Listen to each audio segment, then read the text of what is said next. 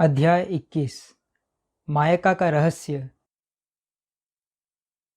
इस बात को 3 महीने बीत चुके थे जब गणेश ने कार्तिक की रक्षा की।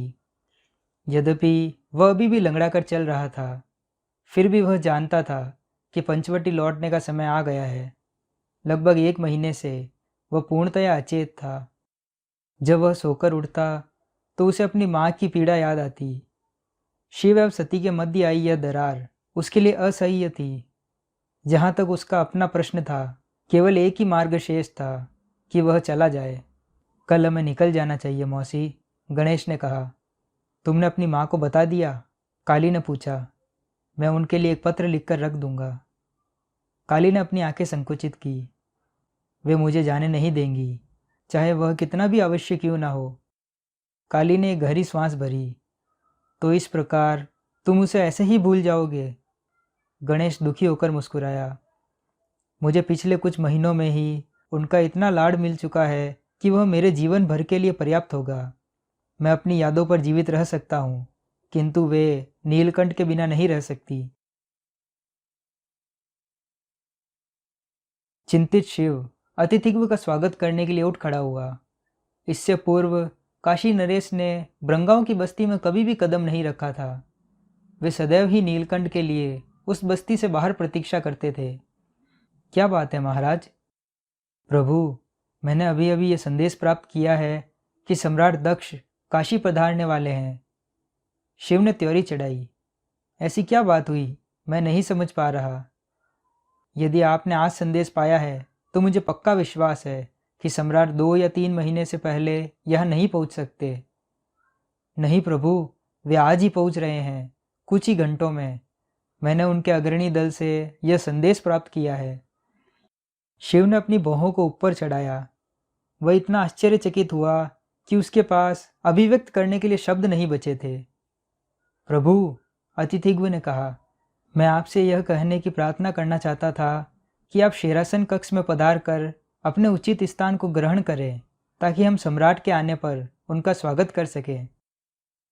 मैं आऊँगा, शिव ने कहा, किंतु कृपया सुनिश्चित करें कि वहाँ केवल आप ही हो। मैं आपके किसी और सभासद के साथ उनका स्वागत नहीं करना चाहता। यह अपरंपरागत था, अतिथिगृह ने त्योरी चढ़ाई। किंतु वे शिव की असाधारण मांग पर प्रश्न नहीं उठा सके। वे उस आदेश का पालन करने के लिए वहां से निकल पड़े। नंदी, पर्वतेश्वर और भागीरथ को भी संदेश दे दिया गया होगा, शिव ने कहा। कृपया उन्हें मेरी ओर से यह संदेश भिजवा दें कि वे राजसभा में तत्काल न जाए। हम लोग महाराज का औपचारिक स्वागत कुछ समय बाद करेंगे। जैसी प्रभु की आज्ञा, नंदी ने कहा और वहां से निकल गया।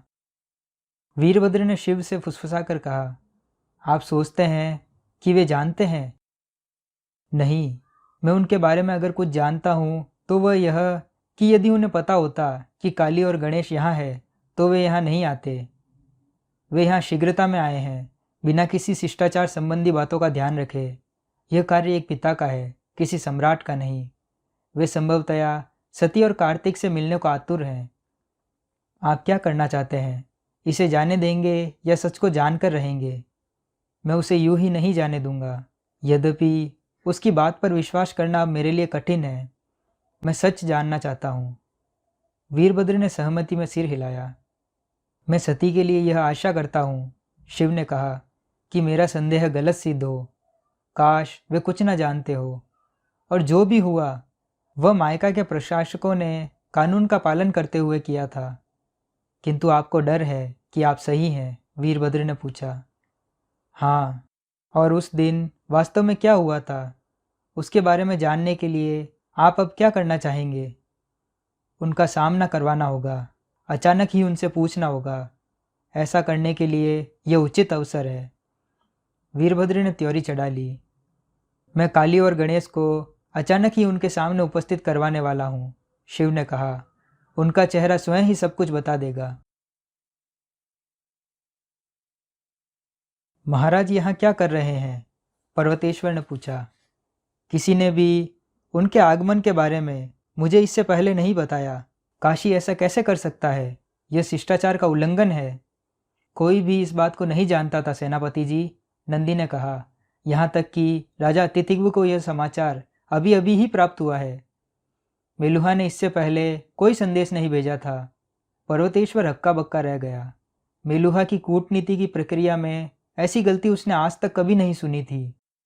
भागीरथ ने अपना कंधा उचकाकर कहा, सभी राजा एक जैसे ही होते हैं। आचार व्यवहार और शिष्टाचार के अभाव के बारे में अपने शासक के संबंध में इस प्रकार के व्यंग को पर्वतेश्वर ने अनसुना कर दिया। प्रभु नीलकंठ हमें शेरासन कक्ष में न आने के लिए क्यों कह रहे हैं? मैं नहीं बता सकता प्रभु, नंदी ने कहा। मैं मात्र उनके आदेश का पालन कर रहा हूँ। पर्वतेश्वर ने सिर हिलाया।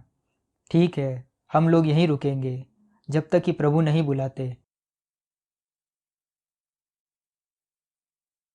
शिव को काली से मिलने के अनेक कारण हो सकते हैं, किंतु गणेश से क्यों? क्या हो रहा है? सती ने अपनी त्योरी चढ़ाकर पूछा। वीरभद्र पूरी तरह से भ्रमित हो गया।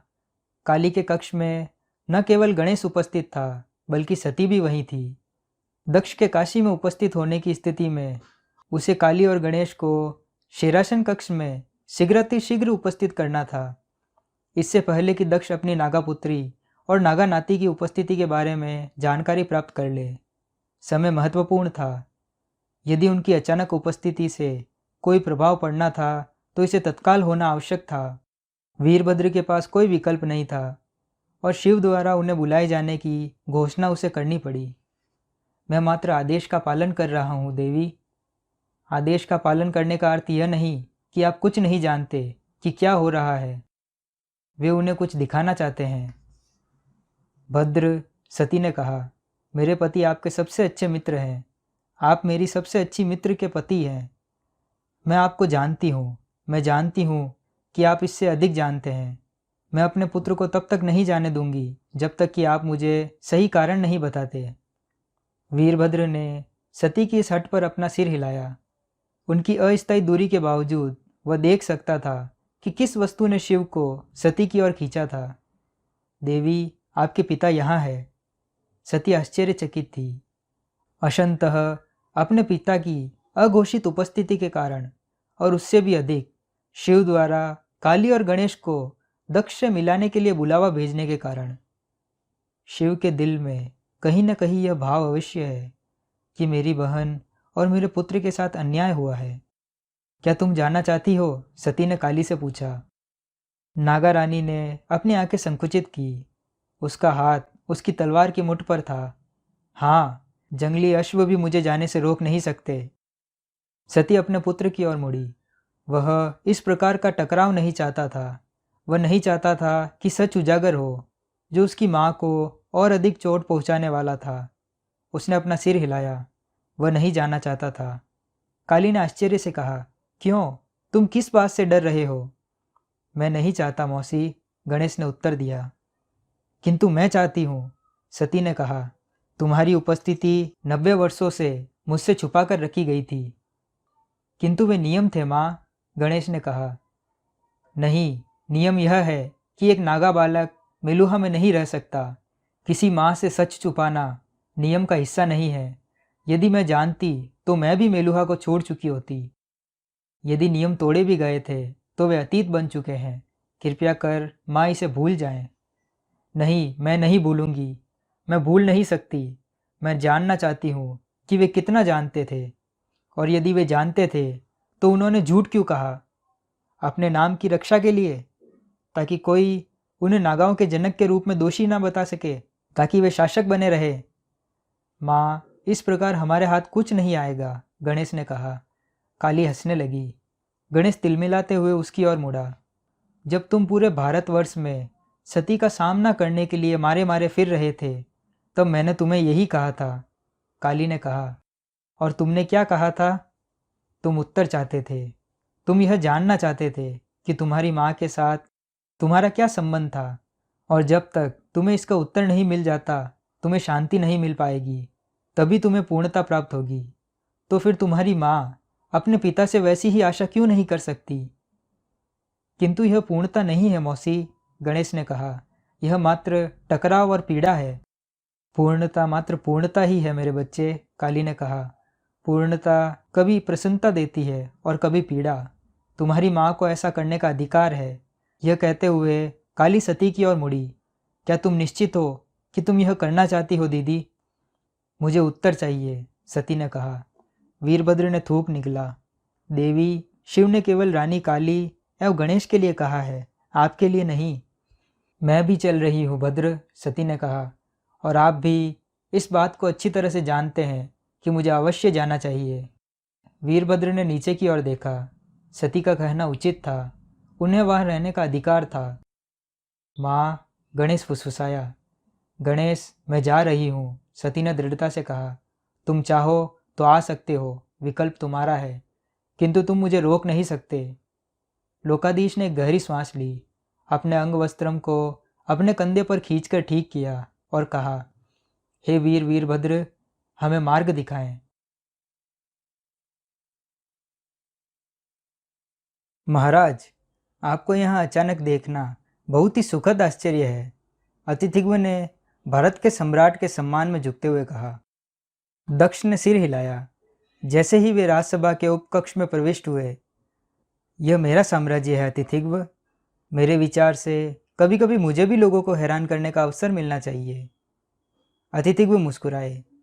दक्ष के साथ उनकी पत्नी वीरिनी भी थी। उनके पीछे प्रसिद्ध अरिष्नेमी योद्धा मायाश्रेणी और विद्युन्माली तत्परता से चल रहे थे। स्वदीप से पर्वतेश्वर की अनुपस्थिति के कारण मायाश्रेणी को अस्थायी तौर पर मेलुहा का सेनापति पदस्थ किया गया था। जब दक्ष मुख्य शेरासन कक्ष में पहुंचे तो उन्हें बहुत आश्चर्य हुआ, क्योंकि वहां सामान्यतः उपस्थित रहने वाले सभा के सदस्य एवं अन्य अधिकारी अनुपस्थित थे। वहां मात्र शिव एवं नंदी थे। नंदी ने तत्काल ही अपनी मुट्ठी को सीने से लगाया और सम्राट के सम्मान में नीचे झुका। दक्ष नंदी पर मित्रतापूर्ण ढंग से मुस्कुराया। शिव ने नमस्ते की मुद्रा में अपने हाथ जोड़े, किंतु वह अपने शेरासन पर बैठा रहा। काशी में आपका स्वागत है महाराज। दक्ष की मुस्कुराहट अदृश्य हो गई। वह समस्त भारत का सम्राट था। वह सम्मान का पात्र था। यहाँ तक कि यदि शिव नीलकंठ भी थे तो भी शिष्टाचार की मांग थी कि उसे सम्राट के सम्मान में उठना चाहिए था। इससे पूर्व शिव ने भी सदैव ऐसा ही किया था। यह अपमानजनक था। आप कैसे हैं दामाद जी? दक्ष ने अपने क्रोध को काबू में रखने का प्रयास करते हुए कहा। मैं ठीक हूँ महाराज, आप मेरी बगल में आकर क्यों नहीं बैठते? दक्ष बैठ गया। अतिथिगण और वीरिनी भी बैठ गए। अतिथिगण की ओर मुड़कर दक्ष ने कहा, ऐसे शोरगुल वाले नगर में ऐसा प्रतीत होता है कि आपकी राजसभा बहुत शांत रहती है अतिथिगण। अतिथिगण मुस्कुराया। नहीं महाराज, यह तो बस मुझे बीच में टोकने के लिए क्षमा करें महाराज। दक्ष की ओर मुड़ने से पहले शिव ने अतिथिगण से कहा, मैंने सोचा कि अपने बच्चों के साथ आपकी भेंट यदि निजी हो तो अच्छा रहेगा। वीरिनी तत्काल ही बोल पड़ी, वे कहाँ हैं प्रभु नीलकंठ? ठीक उसी समय वीरभद्र ने प्रवेश किया। सती उसके पीछे थी। मेरी बच्ची, शिव की ओर से किए गए अपमान को भूलते हुए मुस्कुराते हुए दक्ष ने कहा, तुम मेरे नाती को अपने साथ क्यों नहीं लाई? मैं लाई हूँ, सती ने कहा। गणेश ने प्रवेश किया। उसके पीछे काली थी। शिव दक्ष के मुख को लगातार घूर रहा था। मेलुहा के सम्राट की आंखें पहचान की मुद्रा में अचानक ही बड़ी हो गई। उनके जबड़े हैरानी में खुल गए। वे जानते हैं। उसके बाद दक्ष ने बड़ी मुश्किल से स्वयं को संभाला। वे भयभीत हैं। वे कुछ छुपा रहे हैं। शिव ने वीरिनी के भावों को भी देखा। उनके मुख पर अत्यंत दुख था। उनकी भौहें जुड़ी हुई थी, किंतु उनके होठ थोड़े टेढ़े हो मुस्कुराने की कगार पर थे। उनकी आंखें नम थी। वे भी जानती है और वे उनसे प्रेम करती हैं। दक्ष अतिथिगण की ओर मुड़ा और उस पर क्रोध से बिगड़ पड़ा। आपने आतंकियों के साथ मित्रता करने की हिम्मत कैसे की काशी नरेश? वे आतंकी नहीं हैं, सती ने कहा। आतंकी निर्दोषों की हत्या करते हैं। काली और गणेश ने ऐसा कभी नहीं किया। क्या अब सती काशी नरेश के लिए बोलने लगी? आप उनसे बात मत करें पिताजी, सती ने कहा। मुझसे बात करें। किस लिए? दक्ष ने काली और गणेश की ओर संकेत करते हुए कहा। तुम्हें उनसे क्या लेना देना है? सब कुछ। उनका स्थान मेरे साथ है। उन्हें सदैव से ही मेरे साथ होना चाहिए था। क्या? अधम नागाओं का तो एकमात्र स्थान है, नर्मदा के दक्षिण में। उन्हें सप्त सिंधु में आने की अनुमति नहीं है। मेरी बहन और मेरा पुत्र अधम नहीं है, वे मेरे रक्त हैं, आपके रक्त अंश है। दक्ष उठ खड़ा हुआ और सती के निकट गया। बहन, पुत्र, यह क्या बकवास है? ये दुष्ट जो कहते हैं उन बकवासों पर विश्वास मत करो। निसंदेह वे मुझसे घृणा करते हैं। वे मुझे बदनाम करने के लिए कुछ भी कर सकते हैं। मैं उनका सबसे बड़ा शत्रु हूँ। मैं मेलुहा का शासक हूँ। उन्हें नष्ट करने के लिए सौगंध लिए हूँ। काली ने अपनी तलवार पकड़ ली। मैं अभी इसी वक्त तुम्हें अग्नि परीक्षा की चुनौती देने की इच्छा रखती हूँ। एक घृणास्पद बकरे, तुम्हें कुछ शर्म भी है या नहीं? दक्ष काली पर चिल्लाया। एक पिता और पुत्री के मध्य संबंध बिगाड़ने के बजाय जाकर अपने पिछले जन्म के कर्मों का पश्चाताप करो। तुमने इसे मेरे बारे में क्या क्या झूठी बातें कही है? उन्होंने मुझे एक शब्द भी नहीं बताया पिताजी, सती ने कहा, किंतु उनका अस्तित्व में होना आपके बारे में बहुत कुछ बता रहा है। वह मैं नहीं था, तुम्हारी माँ के कारण ही वे अस्तित्व में है। उसके पूर्व जन्म के पापों ने यह परिणाम दिया है। उसके आने से पहले हमारे परिवार में कभी भी नागाओं का अस्तित्व नहीं रहा था। सती का चेहरा उतर गया। वह पहली बार देख रही थी कि उसके पिता कितना नीचे गिर सकते थे। वीरिनी दक्ष को घूर रही थी। उसकी आंखों में क्रोध साफ झलक रहा था। यह पूर्व जीवन के संबंध में नहीं है पिताजी, सती ने कहा। यह इस जीवन के संबंध में है, आप जानते हैं।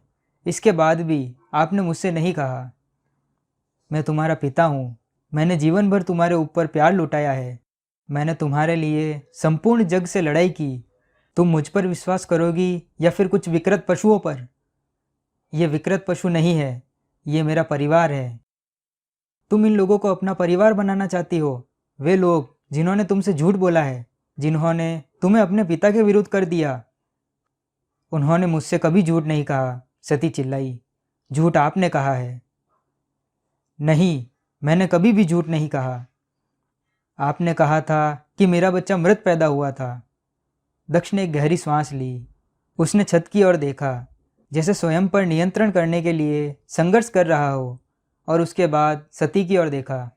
तुम समझती क्यों नहीं हो? तुम्हारे अच्छे के लिए मैंने तुमसे झूठ कहा था।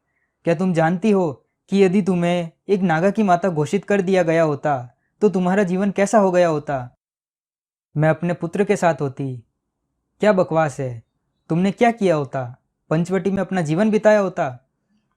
हाँ, तुम मेरी पुत्री हो, दक्ष चिल्लाया। मैंने तुम्हें सदैव ही सबसे अधिक प्रेम किया है। मैं तुम्हें पंचवटी में दुख झेलने के लिए कभी नहीं छोड़ता। विकल्प चुनने का अवसर आपका नहीं था। पूरी तरह से क्रुद्ध दक्ष शिव की ओर मुड़ा। आप ही इसे कुछ समझाएं प्रभु नीलकंठ। शिव की आंखें संकुचित थी। वह जानना चाहता था कि उस धोखे का जाल कितना लंबा चौड़ा फैला हुआ था। क्या आपने चंदन ध्वज की हत्या करवाई थी महाराज? दक्ष श्वेत पड़ गया। उसके मुख पर भय की लकीरें खिंचाई। उसने तीव्रता से सती को देखा और फिर शिव की ओर घूमा। हे प्रभु, इन्होंने यह भी किया है। सती का सिर चकरा रहा था। वह स्तब्ध थी। काली और गणेश को बिल्कुल आश्चर्य नहीं हुआ। दक्ष ने तत्काल ही अपना नियंत्रण पा लिया। उसने अपनी उंगली शिव की ओर उठाई। उसका शरीर काँप रहा था। यह सब आपका किया धरा है, तो यह आपका बुना हुआ जाल है। शिव शांत बना रहा। आपने मेरी पुत्री को मेरे विरुद्ध कर दिया, दक्ष चिल्लाया। महर्षि भृंगु ने सच ही कहा था। दुष्ट वासुदेव आपको नियंत्रित करते हैं। शिव दक्ष को एकटक ऐसे देख रहा था जैसे उन्हें पहली बार देख रहा हो। दक्ष उबल रहा था। आप कौन हैं? एक बर्बर भूमि के एक बेवकूफ़ आदिवासी? मैंने आपको नीलकंठ बनाया। मैंने आपको शक्ति प्रदान की। मैंने यह किया ताकि आप चंद्रवंशियों को मेलुहा के नियंत्रण में लाने में सफल होंगे, ताकि मैं भारत में शांति की स्थापना कर पाऊंगा। और आपने मेरी ही दी हुई शक्ति को मेरे ही विरुद्ध उपयोग करने का दुस्साहस किया। शिव अब भी निष्क्रिय बना रहा ताकि दक्ष और विष उगल सके।